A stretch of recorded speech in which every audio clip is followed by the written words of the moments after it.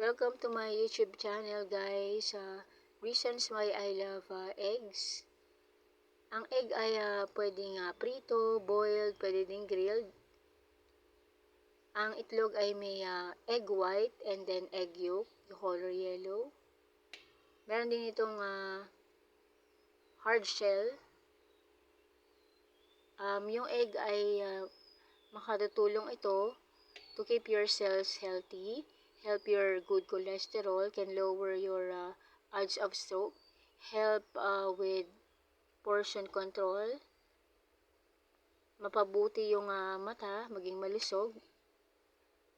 Good source din ito ng protein, selenium, phosphorus, vitamin B12.